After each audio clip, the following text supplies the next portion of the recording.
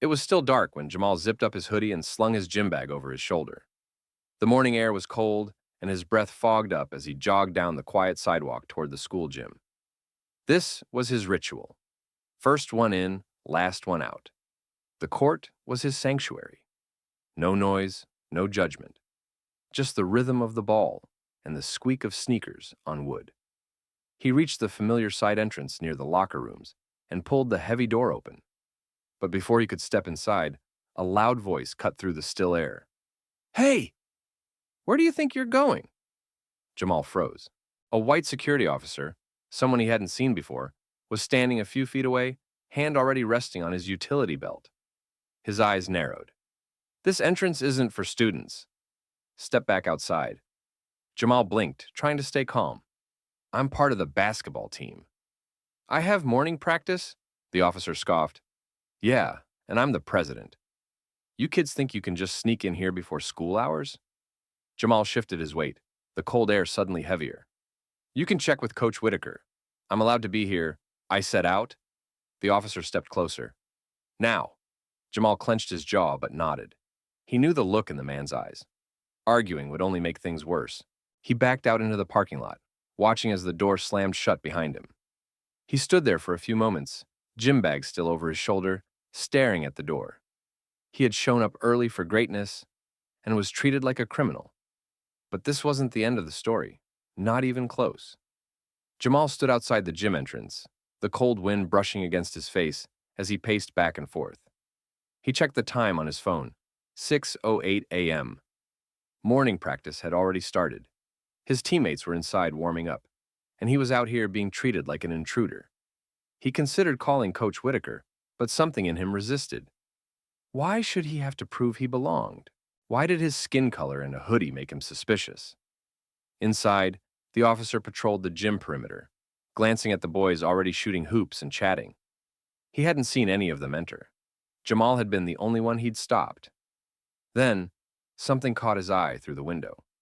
A tall white kid, blond and laughing with the others, walked in late through the same side door. The officer didn't blink.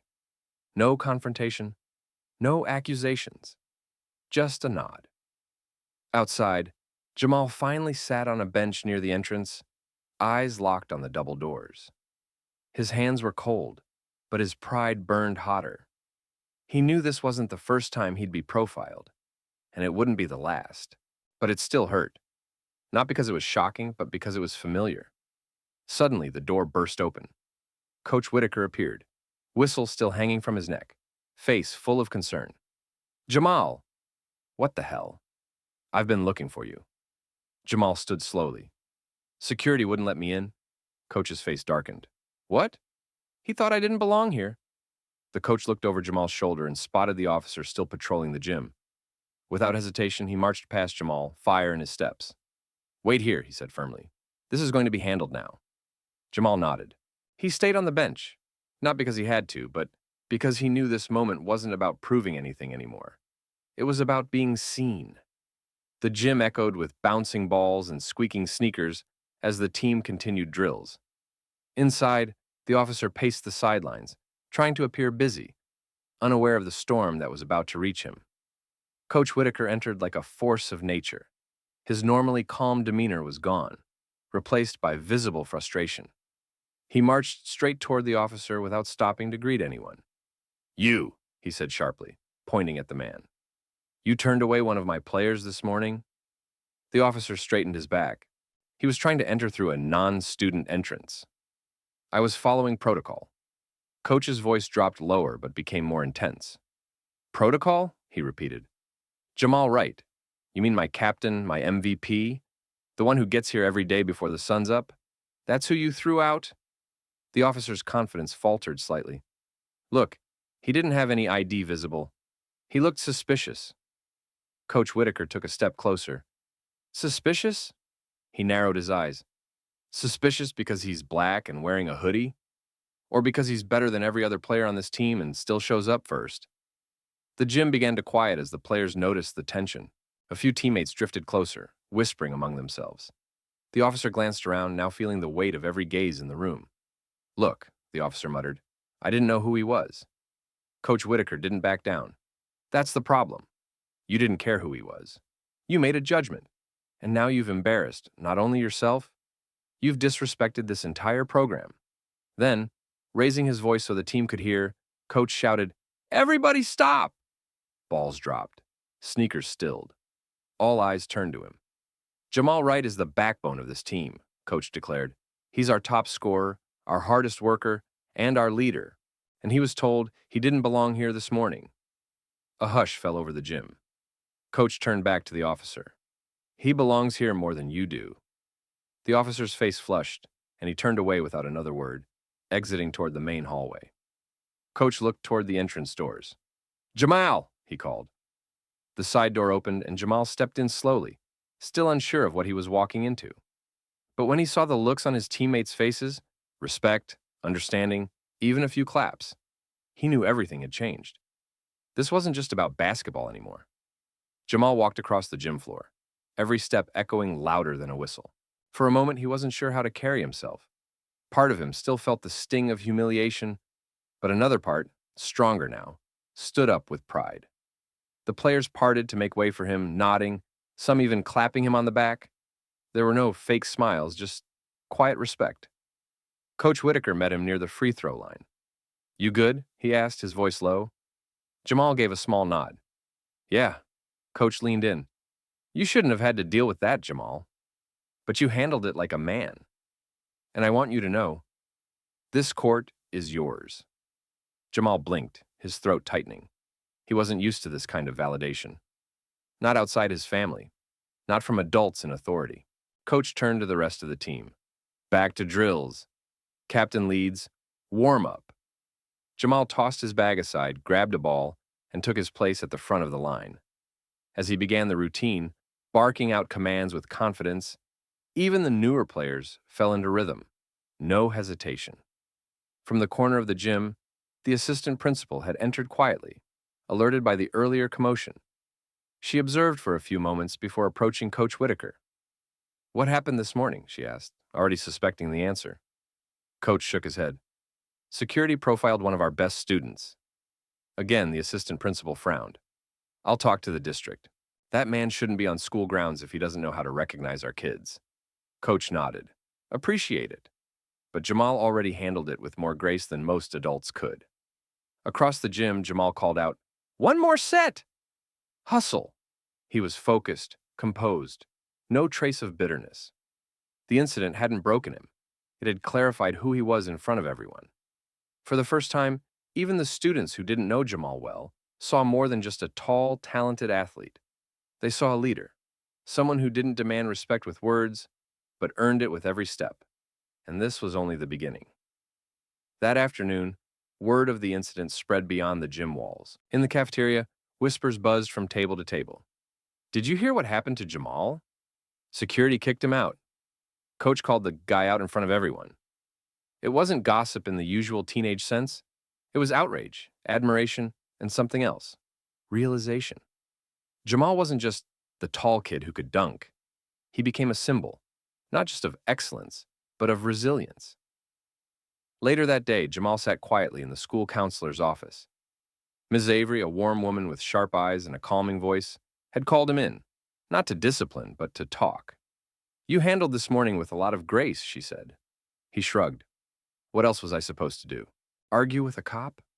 "You could have," she said softly. "A lot of people would have. But you didn't. You stayed calm. That takes strength, Jamal. Not everyone has that." He looked up, surprised by her sincerity. "Thanks. I didn't think anyone noticed."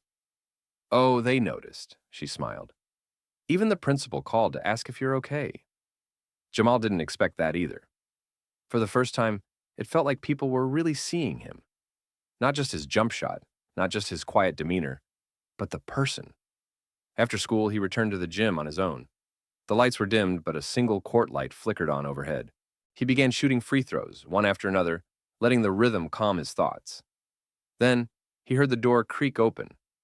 It was Coach Whitaker. "Figured I'd find you here," Coach said. Jamal caught the ball and turned. "Just needed to clear my head." Coach walked to the sideline and leaned against the bleachers. "You know, when I first saw you try out, you barely said 2 words. But I knew then you were built different. Jamal smiled faintly. Still don't say much. You don't need to, Coach said. Your game talks for you. And now, so does your character.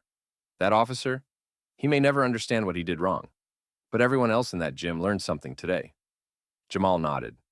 Maybe? No, Coach insisted. Not maybe. You showed this school what leadership looks like, and you didn't need a badge or a whistle to do it. The two stood in silence as Jamal sank another shot. Nothing but net. The next morning began differently. The school's morning announcements crackled over the intercom system, and students barely listened until they heard a voice they didn't expect. This is Coach Whitaker speaking. Before we start today's classes, I'd like to take a moment. Jamal, sitting in homeroom, froze. I want to talk about respect, Coach's voice continued. Yesterday, one of our students was treated unfairly, not for something he said or did, but because of how he looked. That student is Jamal Wright, and he didn't just rise above it, he led by example. Our whole team stands behind him. Our whole school should. The classroom was dead silent. Even the teacher paused mid-handout, stunned by the weight of the message. Coach wasn't done. I don't say this lightly. Jamal Wright represents the best of us. And it's time we start treating each other that way. On and off the court click. The intercom went quiet. Students turned to Jamal. Some gave nods. One even clapped softly before the teacher gently asked for focus again. But the tone for the day had shifted. At lunch, kids who never talked to Jamal before sat near him. Teachers greeted him more warmly. Even the assistant principal came over, offering to speak with him after school about mentorship opportunities for younger athletes. Jamal didn't let it go to his head. He smiled humbly and kept his answers short. But inside, something had clicked. His voice had power, even when he didn't speak. His actions, quiet, steady, and dignified, had become a statement bigger than the gym. That afternoon, as he walked to practice, he noticed a new sign on the security desk at the school entrance. It read, "Student athletes report here. All are welcome." And behind the desk stood a different security officer, a woman, kind-eyed, who gave Jamal a respectful nod as he passed. The message was clear. Something had changed, and it had started with him. The gym was packed that Friday night. Parents, students, teachers, even the school superintendent filled the bleachers, buzzing with excitement. It was the first big home game of the season, but this time, it wasn't just about basketball. The lights dimmed. The announcer's voice boomed through the gym. "Ladies and gentlemen, please welcome your Hawks." One by one, the players ran out to cheers, until the name they'd all been waiting for echoed through the room. "Number 11, Jamal Wright." The crowd erupted. But it wasn't just the usual applause for a good player. It was something deeper, something personal. Students stood. Teachers clapped harder. Even some parents who didn't know his name a week ago now shouted it like he was family. Jamal jogged onto the court, hiding his surprise behind a focused face. But inside, he felt it. Every step was redemption. Every cheer was justice. Every eye on him wasn't questioning why he was there anymore. It was thanking him for being there. Up in the front row, his mother stood with tears in her eyes. Next to her sat the assistant principal, the counselor, and the coach's wife. They weren't just watching a game. They were witnessing a moment. The game began fast. The other team came out hard, aggressive, trying to shake the momentum. But Jamal stayed calm. He passed with precision, defended with grit, and scored with effortless grace. By halftime, the Hawks trailed by 5. In the locker room, players looked tired, nervous. Coach turned to Jamal. "Say something." Jamal blinked. "Me?" "You're the captain now," Coach said, smiling. Jamal stood slowly, looked at each of his teammates. "We don't need to prove anything to them," he said. "Not tonight. We just need to play our game and win it together." The team roared as they headed back out. The second half was magic. Jamal found his rhythm. Fast breaks, clutch shots, and one final steal in the closing seconds that led to the game-winning layup. The buzzer sounded. Hawks 64, visitors 63. The gym exploded. Students stormed the court. Phones flashed. People chanted his name. For the first time, Jamal couldn't hold back the smile. Wide, free, and unburdened. But the moment that hit hardest came after the crowd cleared a bit. A local reporter stepped up with a microphone. Jamal, big win tonight. What's this moment mean to you? Jamal paused, looked around. It means being seen, he said simply. And finally, being heard.